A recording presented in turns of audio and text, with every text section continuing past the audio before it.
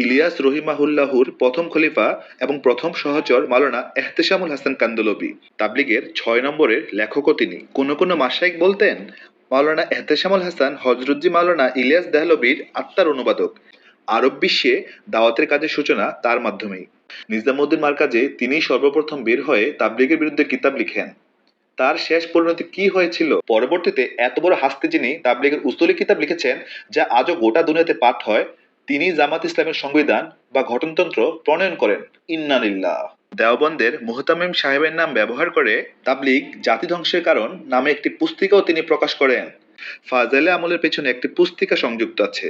পুস্তিকা ওয়াহেদে এলাজ। এই কিতাবটি মাওলানা এহতেশামুল হাসানের লেখা। বিসমিল্লাহির রহমানির রহিম। নিজামুদ্দিন মারকাজকে ফেতনার অ্যাটম বোমা দিয়ে কেউ উড়িয়ে দিতে পারবে না, ইনশাল্লাহ। ইতিহাস তাই বলে। বারবার এটাই প্রমাণিত হয়েছে। নিজামুদ্দিন থেকে মেহনতকারী মুরব্বীদের বিদ্রোহী ও বিচ্যুতি নতুন কোনো ঘটনা নয়। এর আগে এর চেয়ে বড় বড় ধাক্কা এসেছে। বড় বড় বিদ্রোহ আর গন্ডগোল হয়েছে। ফেতনা সাইক্লোন বয়ে গেছে। মার্কাজের স্থানে আপন গতিতে আছে। যারা শেকড় থেকে মূল হতে বিচ্যুত হয়েছেন তারা হারিয়ে গেছেন। যারা ফেতনার গুটি হয়েছেন তারা কাজ থেকে বিচ্যুত হয়েছেন। এমনকি কেউ কেউ দিন থেকে পথ হারিয়েছেন। আগেই বলেছিলাম নিজামুদ্দিনের মার্কাজ দাওয়াত তাবলীগের কাজ শুরু হওয়ার পর যিনি হযরতজি মাওলানা মোহাম্মদ ইলিয়াস নরুল্লাহ মার্কাদাহুর পাশে এসে দাঁড়িয়েছিলেন এলম ও হেকমতের বিশাল ভান্ডার নিয়ে, তিনি হলেন ইলিয়াস রহিমাহুল্লাহুর প্রথম খলিফা এবং প্রথম সহচর মাওলানা এহতেশামুল হাসান কান্দলবি। আরব বিশ্বে দাওয়াতের কাজের সূচনা তার মাধ্যমেই। এমনকি বাদশাহ আব্দুল আজিজ বিন সৌদের যে চিঠি এসেছিল দুই হজরতের নামে, সে চিঠির ওপর প্রথম এহতেশামুল হাসানের নাম, পরে মাওলানা ইলিয়াস রহিমাহুল্লাহুর নাম লেখা ছিল।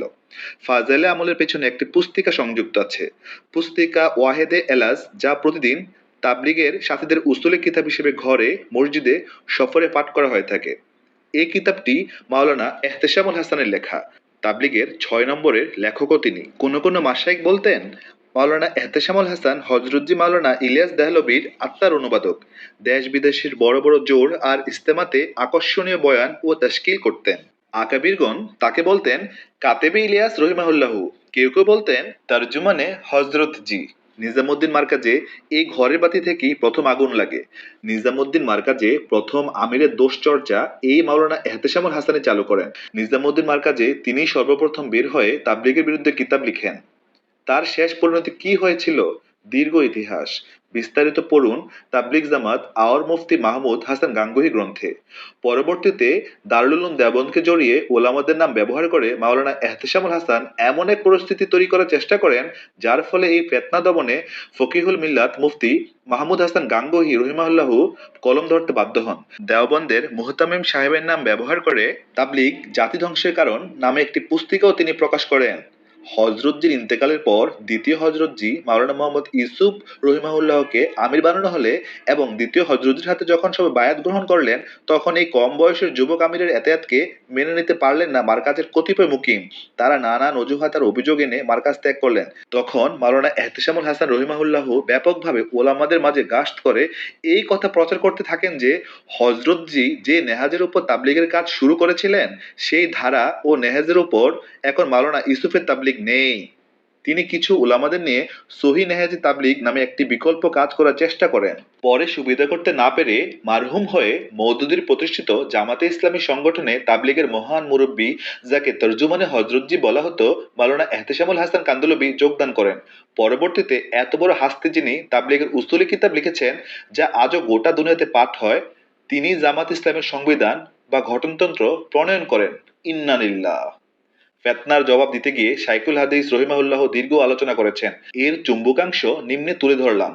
অনেক বড় লেখার সারসংক্ষেপ তুলে ধরা হলো, যা আপনি শাইখুল হাদিস রহিমাহুল্লাহর লেখা জামাতে তাবলীগ পর এহতেরাজকে জওয়াবাত গ্রন্থে বিস্তারিত দেখতে পারেন। শাইখুল হাদিস রহিমাহুল্লাহ এহতেশামুল হাসান রহিমাহুল্লাহর আপত্তি, এখনকার তাবলীগ জামাত হযরতজি ইলিয়াস রহিমাহুল্লাহর ধারার ওপর নেই, তাই এখন তা ভুলে পরিণত হয়েছে।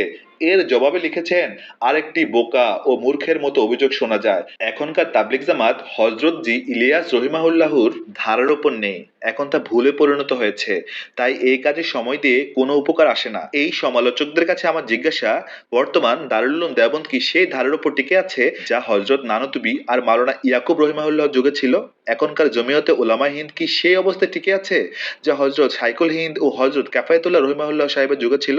রাসূল সাল্লাল্লাহু আলাইহি ওয়াসাল্লামের প্রসিদ্ধ হাদিস খায়রুল রুকুন, আমার যুগই সবচেয়ে সেরা যুগ, তারপর পরের যুগ, তারপর পরের যুগ। এই সোনালী তিন যুগ থেকে সময় যত দূরে যাচ্ছে, ইসলামের সেই সৌন্দর্য রূপ ও শান্তি ততই কমে যাচ্ছে। তাই বলে কি গোটা ইসলামকে ভুল বলে দিতে হবে বা ছেড়ে দিতে হবে? এটা তো শয়তানের একটা ধোঁকা মাত্র। দাওয়াতের কাজ যারা করবে, প্রয়োজনীয় এলেম দিয়ে আল্লাহ তাআলা তাদের দ্বারা কাজ নেবেন, প্রয়োজনীয় যোগ্যতা দিয়ে আল্লাহ তাআলা কাজ নেবেন।